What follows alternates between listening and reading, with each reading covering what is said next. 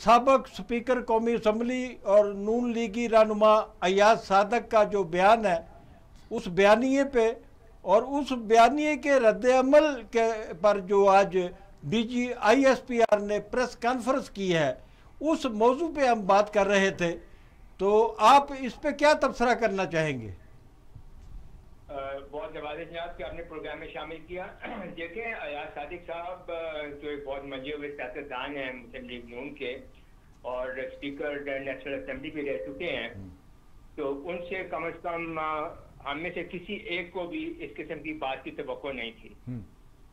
और उसकी वजह यह है कि जो एक्चुअल हकायक है ज़मीन पर वो ये है कि फरवरी 2019 में जो झड़प हुई थी पाकिस्तान और हिंदुस्तान के दरमियान में, उसमें पाकिस्तान का पलड़ा बहुत ज़्यादा भारी था।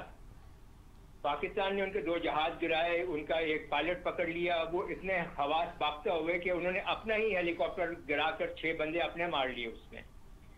उसके अलावा पाकिस्तान की आर्मी ने उनके जो ज़मीनी जो मोर्चे थे और ज़मीनी जो उनके वहाँ पे डिप्लॉयमेंट थी, उनका ठीक ठाक नुकसान पहुँचाया, उनको बेहद नुकसान पहुँचाया। तो पाकिस्तान तो उस झड़प में बिल्कुल सुरखरू होकर निकला था। और पाकिस्तान ने जब ये कार्रवाई की थी तो अनाउंस करके दिन दहाड़े पाकिस्तान ने अपने ये जो अटैक थे या जो भी उनके ऑपरेशन थे, उन्होंने दिन दहाड़े किए थे, तो छुप छुपा कर नहीं किए थे। तो ये बात कहना कि पाकिस्तान वालों की या पाकिस्तान की गवर्नमेंट की या कि पाकिस्तान की गवर्नमेंट के एहलकारों के पसीने छूट रहे थे और उनकी टांगें कांप रही थी, ये बिल्कुल गलत है। और मेरे ख्याल में इसका नतीजा बहुत ही गलत निकलेगा। एक कि जो पाकिस्तान ने एक बर्तरी हासिल की थी, एक जिसको मॉरल सुपीरियरिटी कहते हैं, बर्तरी हासिल की थी हिंदुस्तान के ऊपर और हिंदुस्तानियों के ऊपर, उसको बहुत हद तक उनकी स्टेटमेंट ने ज़ाहिर कर दिया जी। अब सारा हिंदुस्तान का मीडिया वो उछल कूद रहा है और उनके जो फौजी हैं वो कह रहे हैं कि अब हमें कुछ और कहने की जरूरत नहीं है। पाकिस्तान के साबिक स्पीकर जो है नेशनल असेंबली का, वो ये कह रहे हैं। तो सब किए कराए के ऊपर पानी फेरने की कोशिश की गई है पाकिस्तान की और पाकिस्तान की अफवाज की, जो इतनी ज़बरदस्त परफॉर्मेंस थी।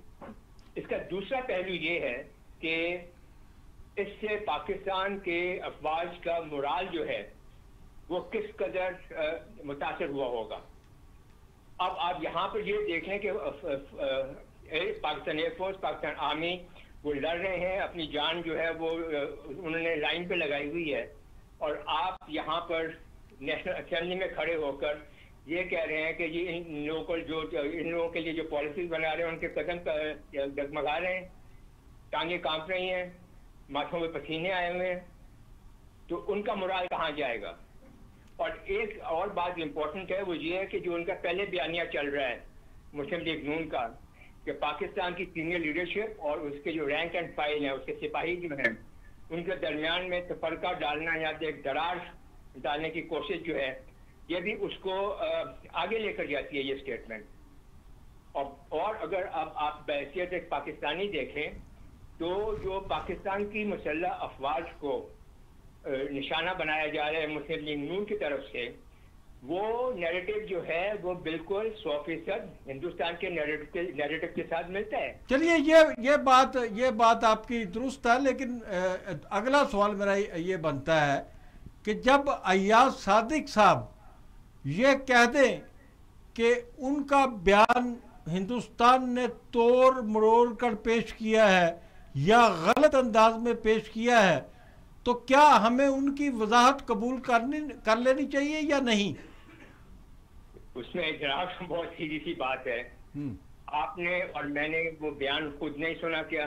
क्या हम इतनी समझबूझ नहीं है कि हम सुन सकें और समझ सकें कि वो क्या कह रहे हैं? तो ये बात कहना कि जी उन्होंने तो तोड़ मरोड़ के किया, वो तो जनाब उनके जो सारे senior retired senior military officers हैं वो सारी दुनिया में ट्वीटर करते फिर रहे हैं। क्या तोड़ना क्या मरोड़ना, जो आप खुद ये पहले बताएं कि आपने कहा क्या है। हम सब ने सुना है, सारे पाकिस्तान ने सुना है इस बात को। तो ये कहना कि वो उसका एक और आउट ऑफ कॉन्टेक्स्ट बात कर रहे हैं, मेरे ख्याल में ये कोई बहुत मुनासिब बात नहीं है। सऊदी अरब में जब पाकिस्तानी या दूसरे गैर ममालिक के लोग जो है वो नौकरी करने जाते थे, तो वहाँ उन्हें एक कफील ढूंढना पड़ता था कि एक आदमी जो है वो साबित करता था कि इसको मैंने स्पॉन्सर किया है, और उस स्पॉन्सरशिप की वो मंथली लेता था, जितनी वो कमाई करता है उसमें से एक हिस्सा कबूल करता था। आज सऊदी हुकूमत ने ये स्पॉन्सरशिप जो है ख़त्म कर ये निज़ाम जो है कफालत का निज़ाम ख़त्म कर दिया है। और इस फैसले की रोशनी में अब गैर मुल्की या पाकिस्तानी जो है वो बराह रास्त सऊदी अरब में नौकरियां हासिल कर सकेंगे। तो ये मेरा ख्याल है कि अच्छा सऊदी इकदाम है। ख्वाब साहब ये बहुत अच्छा इकदाम है, बड़ी देर कर दी मेहरबान आते आते, इन्होंने बहुत देर के बाद ये फैसला किया है। हालांकि वो जो इनका दारुल कफाले वाला निज़ाम था वो इस्लाम की बिल्कुल मंशा के खिलाफ था। वो एक जदीद जो है ना जी, वो एक गुलामी का सऊदी अरब में भी इस्लाम की मंशा के खिलाफ सारा यकीनन वो एक गुलामी की जिद्दत की सूरत में एक सूरत थी कि वो एक कफील जो है वो आपका मालिक है, आप वहाँ प्रॉपर्टी नहीं ले सकते, आप वहाँ बिजनेस नहीं कर सकते, और कमा आप रहे हैं, खा वो रहा है। तो क्या ये एक गुलामी का तसलसल नहीं था जी? और उस तसलसल का अगर खात्मा हुआ है तो यकीनन ये सऊदी अरेबिया के लिए बहुत फ़ायदेमंद साबित होगा जी। आफाकी साहब, अगर पीपल्स पार्टी गिलगित बल्तिस्तान के इंतखाबात जीत जाती है तो क्या सियासी जमातों की रैंकिंग में कोई तब्दीली आएगी? अंडरस्टूड है जी, बिल्कुल आएगी। कैसे आएगी? जाहिर बात है कि पीपल पार्टी के बारे में तो एक आम फहम ये हो रहा है कि जी वो बिल्कुल एक डाउन टू अर्थ जा चुकी, तो वहाँ का जो है ना वो उसे बूस्ट मिलेगा और पूरे मुल्क में उसको उसका फ़ायदा होगा।